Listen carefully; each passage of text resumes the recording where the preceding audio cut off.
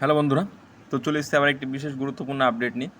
তো টেট 2017 এবং 2022 যে দুটি পরীক্ষা হয়েছিল, তো সেখানে বেশ কিছু কোশ্চেন ভুল ছিল এবং তার উত্তর ভুল ছিল।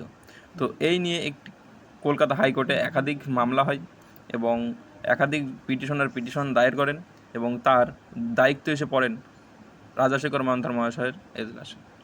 তো সেই কেস কিন্তু চলছিল সিঙ্গেল বেঞ্চে। তো একাধিক পিটিশনারের পিটিশন জমা দেওয়ার পর 2022 টেটে 24টি প্রশ্ন ভুল ছিল এবং 2017 টেটে 21টি প্রশ্ন উত্তর ভুল ছিল। তো এই দাবি রেখে আর কি পিটিশনাররা কলকাতা হাইকোর্টে একাধিক পিটিশন দায়ের করেন। তো পিটিশনারদের অভিযোগ মোতাবেক তিনি দুটি আলাদা আলাদা কমিটি কিন্তু গঠন করেছিলেন। ঠিক আছে, তো তার আগে বলতে চাই বন্ধুরা, যারা ভিডিওটা দেখছেন, ভিডিওটা দেখার পরে যদি ভালো লাগে অবশ্যই লাইক করবেন এবং চ্যানেলে নতুন হলে সাবস্ক্রাইব করে দেবেন এবং ভিডিওটি যদি হেল্পফুল মনে হয় বন্ধুদের সাথে শেয়ার করে দেবেন।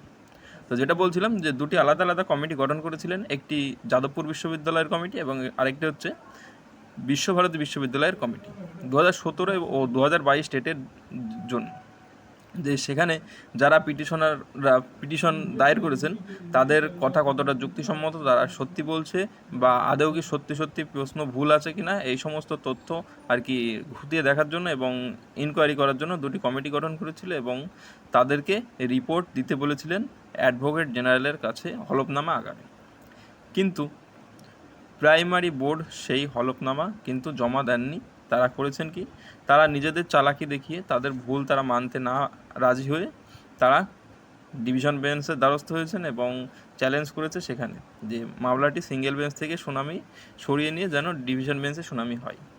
যেহেতু মামলাটি ডিভিশন বেঞ্চে চ্যালেঞ্জ হয়েছে, তার জন্য কিন্তু সিঙ্গেল বেঞ্চে মামলাটি আর শুনানি হয়নি। তো ডিভিশন বেঞ্চে শুনানি হয় এবং ডিভিশন বেঞ্চে সমস্ত পুরো শুনানি এবং যেটি ছিল সমস্ত কিছু কিন্তু কমপ্লিট হয়ে যায় এবং যারা আর কি যে সমস্ত আর কি জাজমেন্ট অফিসাররা যারা ছিলেন অর্থাৎ জজরা যারা ছিলেন, তারা কিন্তু এমনভাবে তাদের কথা শোনা যায় যে যেখানে মনে হয় যে প্রাইমারি বোর্ড কিন্তু বিপাকে পড়তে চলেছে এবং যারা পিটিশন দায়ের করেছিলেন তাদের মুখে কিন্তু হাসি ফুটতে চলেছে।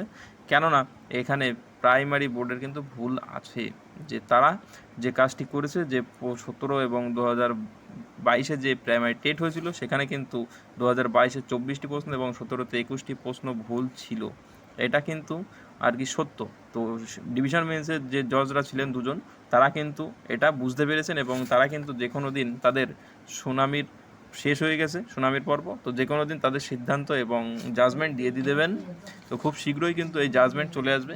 তো যারা আর কি এই কেসের সাথে যুক্ত আছে 2017 এবং 2022 স্টেটের, যারা আর কি নতুনভাবে আর কি সুযোগ পেতে চলেছে এই প্রশ্ন ভুলের জন্য, তাদের জন্য কিন্তু খুবই সুখবর আসতে চলেছে খুব শীঘ্রই। কেননা ডিভিশন বেঞ্চে কিন্তু এটা চলে গেছে এবং তারা কিন্তু সমস্ত কিছু দেখে নিয়েছে। তো বন্ধুরা, এটা নিয়ে যদি কোনো জিজ্ঞাসা থাকে বা কোনো কিছু জানার থাকে অবশ্যই কমেন্টে জানিও। আর চ্যানেল নিয়ে যদি কোনো তোমাদের মতামত থাকে অবশ্যই জানিও।